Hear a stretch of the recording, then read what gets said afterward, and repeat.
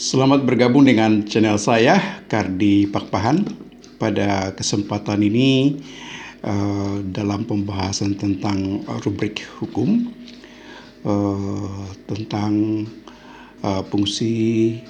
amicus curiae di dalam penegakan hukum dan keadilan. Ada hal yang menarik di dalam perkara atau sengketa perselisihan hasil pemilihan umum Presiden 2024 yang saat ini digelar di Mahkamah Konstitusi melalui perkara nomor 1 yang dimohonkan oleh paslon nomor 1, sedangkan perkara yang lain itu perkara nomor 2 yang dimohonkan oleh paslon nomor 3 di Pilpres 2024.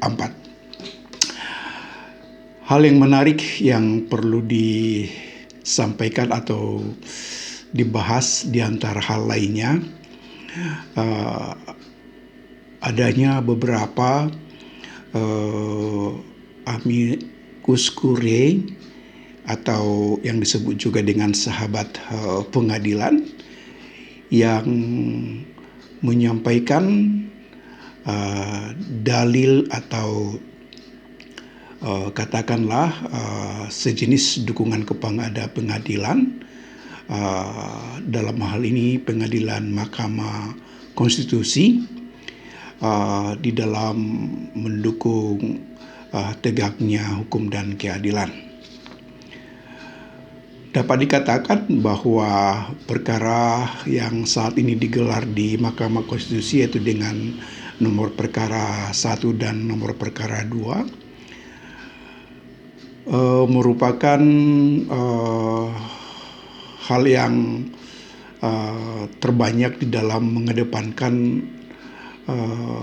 majunya beberapa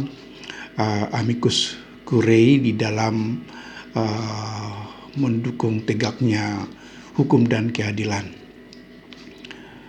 Tentunya dukungan masyarakat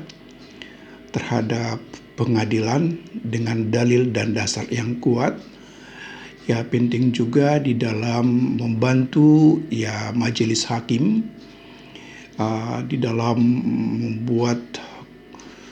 putusan yang didukung dengan pertimbangan yang kuat juga. Berbicara tentang amicus curiae di dalam penyelenggaraan kekuasaan kehakiman di Indonesia, tentu dasar pijakannya atau dasar hukumnya bisa dicermati, bisa dilihat pada pasal 5 ayat 1 Undang-Undang nomor 48 tahun 2009 tentang kekuasaan kehakiman, di mana di mana Mahkamah Konstitusi adalah salah satu kekuasaan kehakiman di antara kekuasaan kehakiman lainnya. Pada pasal 5 ayat 1 Undang-Undang nomor 48 tahun 2009 dikatakan mewajibkan hakim dan hakim konstitusi untuk menggali, mengikuti, dan memahami nilai-nilai hukum dan rasa keadilan yang hidup dalam masyarakat. Ini dapat dikatakan sebagai dasar untuk pengakuan atau eksistensi dari amicus curiae atau sahabat pengadilan. Berbicara tentang amicus curiae, ya dapat dikatakan atau dapat diartikan bahwa amicus curiae adalah orang perorangan atau organisasi yang bukan merupakan pihak dalam suatu perkara hukum, tetapi diperbolehkan membantu pengadilan dengan memberikan informasi, keahlian, atau wawasan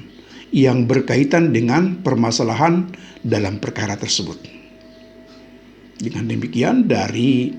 Batasan atau pengertian amicus curiae ini dapat dikatakan bahwa amicus curiae yang disampaikan anggota masyarakat atau organisasi yang bukan pihak di dalam berperkara dalam suatu perkara, misalkan jika didukung dengan misalkan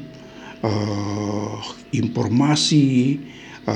tentang keahlian di bidang yang akan diputus atau wawasan yang kuat di bidang perkara yang diputus akan pada akhirnya akan bisa membuat majelis hakim menjadi kuat pijakannya di dalam membuat pertimbangan hukum sehingga putusan tidak hanya sekedar memiliki kaidah juridis semata, tapi juga tentunya bisa memiliki kaidah secara sosiologis maupun secara fisiologis, maksudnya filosofis ya. Amicus curiae menjadi salah satu sarana bagi hakim dalam memperoleh informasi terkait klarifikasi fakta atau prinsip-prinsip hukum. Dengan demikian, ketika amicus curiae misalkan didukung dengan dalil, wawasan, keahlian tentang suatu perkara dari yang mengajukan amicus curiae akan melengkapi bahan pertimbangan bagi majelis hakim di dalam memutuskan sebuah perkara. Di antara kelompok-kelompok masyarakat yang mengajukan amicus curiae, salah satunya adalah dari mantan Presiden Republik Indonesia, Ibu Megawati Soekarno Putri. Tentu pengalaman beliau melewati penyelenggaraan negara dan juga mengikuti perkembangan demokrasi di Indonesia, dapat dikatakan bahwa amicus curiae dari Ibu Megawati Soekarno Putri tersebut di antara amicus curiae yang lain adalah penting, khususnya sebagai catatan dari Ibu Megawati Soekarno Putri yang memang di samping telah bisa dikatakan sebagai negarawan yang telah melihat, melakukan dan mendukung serta ikut di dalam perkembangan demokrasi di Indonesia, yang di dalamnya juga perkembangan tentang masalah hukum. Amicus curiae-nya tentu memiliki makna penting, terutama adalah bahwa mantan Presiden Megawati Soekarno Putri merupakan presiden yang katakanlah mengesahkan tentang undang-undang Mahkamah Konstitusi pada 11 Agustus tahun 2003 yang lalu. Yang mana saat itu ya undang-undang pertama dari Mahkamah Konstitusi sebagai cikal bakal berdirinya Mahkamah Konstitusi diatur melalui Undang-Undang Nomor 24 tentang 2003 tentang Mahkamah Konstitusi. Kalau dilihat dari sisi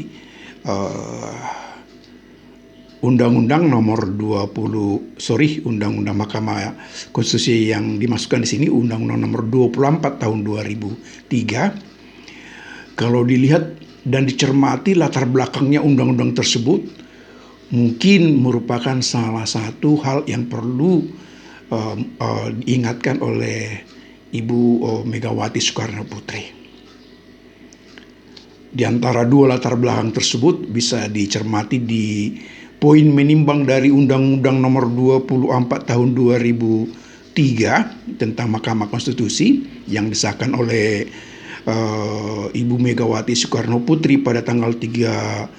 Agustus tahun 2003. Pertama dari latar belakang tersebut adalah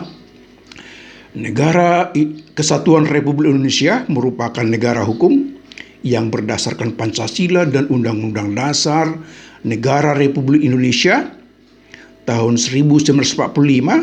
bertujuan mewujudkan tata kehidupan bangsa dan negara yang tertib, bersih, makmur, dan berkeadilan.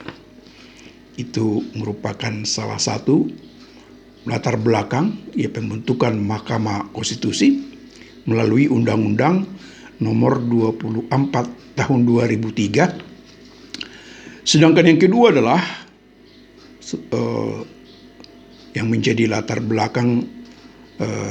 pembentukan Mahkamah Konstitusi di era Presiden Megawati Soekarno Putri adalah yang kedua, maksudnya Mahkamah Konstitusi sebagai salah satu pelaku kekuasaan kehakiman mempunyai peranan penting dalam usaha menegakkan konstitusi dan prinsip negara hukum sesuai dengan tugas dan wewenangnya sebagaimana ditentukan dalam Undang-Undang Dasar Negara Republik Indonesia tahun 1945. Dengan demikian, Mahkamah Konstitusi dengan latar belakang pembentukan Mahkamah Konstitusi melalui Undang-Undang Nomor 24 Tahun 2003 perlu kiranya mengingat latar belakang ini untuk tetap memegang konstitusi sebagai pijakan utama di dalam membuat keputusan terkait termasuk yaitu sengketa tentang hasil pemilihan presiden 2024. Dugaan-dugaan adanya misalkan hal yang tidak sesuai dengan konstitusi dikaitkan dengan penyelenggaraan dan hasil pemilihan umum presiden 2024, misalkan yang terkait dengan pasal 22E ayat 1 Undang-Undang Dasar 45 tentang pelaksanaan pemilihan umum presiden yang harus berdasarkan asas luber dan jurdil, langsung, umum, bebas dan rahasia dan jujur dan adil, ya perlu ditegakkan, perlu dijadikan menjadi pijakan utama di dalam memutuskan sengketa perselisihan hasil pemilihan umum presiden 2024 dan juga tentunya dugaan pelanggaran pasal 23 Undang-Undang Dasar 1945 yang terkait dengan anggaran bantuan sosial yang diduga banyak dilakukan di dalam masa-masa menjelang atau mendekati atau pada saat mendekati pemilihan umum presiden 2024. Tentu amicus curiae tetap perlu dijadikan bahan-bahan pertimbangan yang bersesuaian dengan dalil bukti di dalam membuat pertimbangan untuk merumuskan amar putusan di dalam perkara perselisihan hasil pemilihan presiden 2024 yang di sana di samping nanti memenuhi sisi legalitas dan pada akhirnya nanti bisa mendukung putusan dari sisi legitimasi pada sistem sosial masyarakat di Indonesia. Sekian, terima kasih dari saya Kardi Pak Bahan.